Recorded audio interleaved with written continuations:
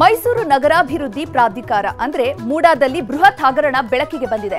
CM ತವರಿನಲ್ಲಿ CM ಆಪ್ತನಿಂದಲೇ ಬ್ರಹ್ಮಾಂಡ ಭ್ರಷ್ಟಾಚಾರ ನಡೆದಿದೆ ಅನ್ನೋದನ್ನ ನ್ಯೂಸ್ 18 ಬಯಲು ಮಾಡಿದೆ. ನ್ಯೂಸ್ 18 ವರದಿಯ ಬೆನ್ನಲ್ಲೇ ಅಕ್ರಮವಾಗಿ ಭಾಗಿಯಾದವರ ತಲೆದಂಡ ಆಗಿದ್ದು ಸಮಗ್ರ ತನಿಖೆಗೆ ಆದೇಶ ಮಾಡಲಾಗಿದೆ. ಮೈಸೂರು ನಗರಾಭಿವೃದ್ಧಿ ಪ್ರಾಧಿಕಾರದಲ್ಲಿ ಹಗರಣ. ಸಿಎಂ ಸಿದ್ದು ತವರಲ್ಲಿ 2500 ಕೋಟಿ ಭ್ರಷ್ಟಾಚಾರ.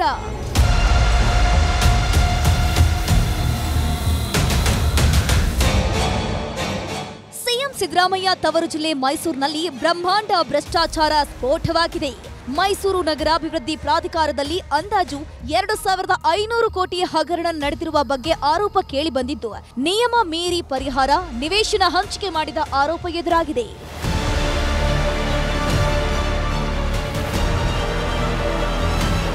ಮೈಸೂರಿನ ಕೃಷ್ಣರಾಜ ಕ್ಷೇತ್ರದ ಬಿಜೆಪಿ ಶಾಸಕ ಶ್ರೀವತ್ಸ ಅವರು ಮೂಡಾ ಹಗರಣದ ಬಗ್ಗೆ ಧ್ವನಿ ಎತ್ತಿದ್ದು, ಮೂಡಾ ಆಯುಕ್ತ ಜಿಟಿ ದಿನೇಶ್ ಕುಮಾರ್ ಯಾರ ಗಮನಕ್ಕೂ ತಾರದೆ ಅಕ್ರಮ ಮಾಡಿದ್ದಾರೆ.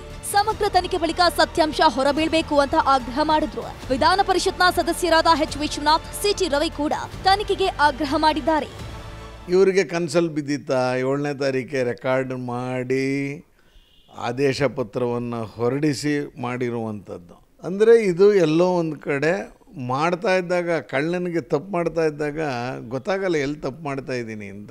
ಆ ರೀತಿಯಲ್ಲಿ ಇದು ಆಗಿದೆ ಅನ್ನೋದನ್ನು ಗಮನಿಸಿದೆ. ಮತ್ತು ನಮ್ಮ ಮೂಡಾದ ಅಧ್ಯಕ್ಷರ ಹತ್ರ ಮಾತಾಡಿದೆ, ಅವರು ಇದನ್ನು ಒಪ್ಪಿರಲಿಲ್ಲ. ಹಾಗಾಗಿ ಇದನ್ನು ಪತ್ರವನ್ನು ಬರೆಯೋಣ ಅಂಥೇಳಿ ಮುಖ್ಯ ಕಾರ್ಯದರ್ಶಿಯವರಿಗೆ ಮತ್ತು ರಾಜ್ಯದ ನಮ್ಮ ನಗರಾಭಿವೃದ್ಧಿ ಪ್ರಧಾನ ಕಾರ್ಯದರ್ಶಿಯವರಿಗೆ ಕಂಪ್ಲೇಂಟನ್ನು ದಾಖಲು ಮಾಡಿ ಬಂದಿದ್ದೀನಿ.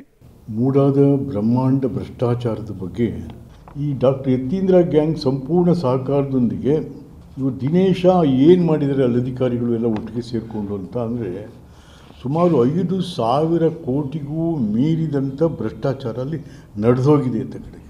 ಈ 50-50 ಎಲ್ಲಿದೆ ಇದು? ಬ್ರೋಕರ್ಸ್ಗಳು ಅವರು ಎಲ್ಲ ಅರೆಸ್ಟ್ ಆಗಬೇಕು, CBIಗೆ ರೆಫರ್ ಮಾಡಿ.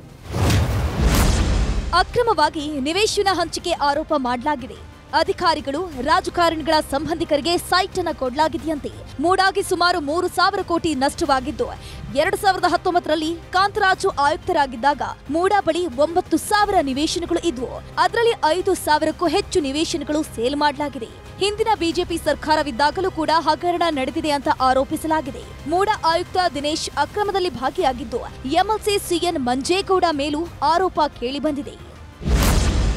ಮೂಡಾದಲ್ಲಿ ಸೈಟ್ ಹಂಚಿಕೆ ಹಗರಣದಲ್ಲಿ ಸಿಎಂ ಸಿದ್ದರಾಮಯ್ಯ, ನಗರಾಭಿವೃದ್ಧಿ ಸಚಿವ ಭೈರತಿ ಸುರೇಶ್, ಮೂಡಾ ಅಧ್ಯಕ್ಷ ಮಾರೀಗೌಡ, ಮೂಡಾ ಸದಸ್ಯ ಸಿಎನ್ ಮಂಜೇಗೌಡ, ಮೂಡಾ ಆಯುಕ್ತ ದಿನೇಶ್ ಕುಮಾರ್, ಮೂಡಾ ಹಿಂದಿನ ಅಧ್ಯಕ್ಷ HV ರಾಜೀವ್, ಹಿಂದಿನ ಆಯುಕ್ತ ನಟೇಶ್, ಎಂಎಲ್ಸಿ ಡಾಕ್ಟರ್ ಯತೀಂದ್ರ, ಶಾಸಕ ಹರೀಶ್ ಗೌಡ, ಸಿಎಂ ಆಪ್ತ ರಾಕೇಶ್ ಪಾಪಣ್ಣ, ದಲ್ಲಾಳಿ ಉತ್ತಮ್ ಗೌಡ, ದಲ್ಲಾಳಿ ಮೋಹನ್, ಹೊರಗುತ್ತಿಗೆ ನೌಕರರು ಭಾಗಿಯಾಗಿದ್ದಾರೆ ಅಂತ ಹೇಳಲಾಗ್ತಿದೆ.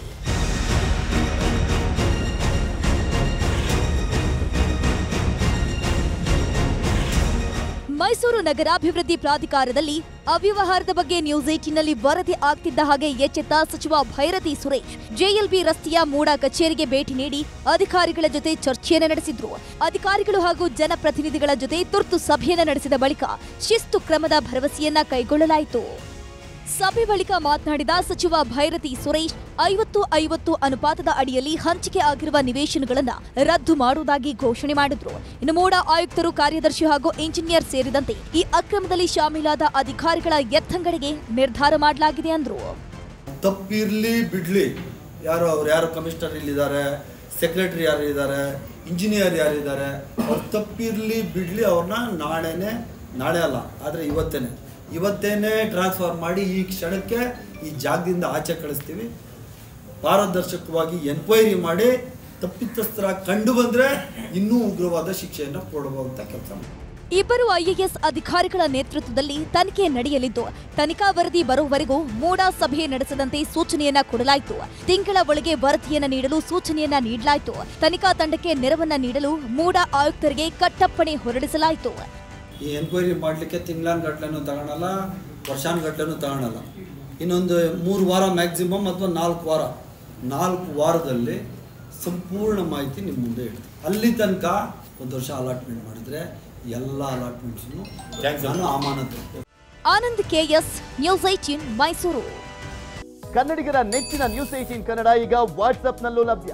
ಕರ್ನಾಟಕ, ದೇಶ ವಿದೇಶಗಳ 360 ಡಿಗ್ರಿ ಸುದ್ದಿಯ ವಿವರಗಳನ್ನ ನಿಮ್ಮ ಕೈ ಬೆರಳುಗಳಲ್ಲೇ ಪಡಿಲಿಕ್ಕೆ ಈ QR ಕೋಡ್ ಅನ್ನ ಸ್ಕ್ಯಾನ್ ಮಾಡಿ, ನಮ್ಮ ಚಾನಲ್ ಫಾಲೋ ಮಾಡಿ, ನೋಟಿಫಿಕೇಶನ್ ಆನ್ ಮಾಡಿ.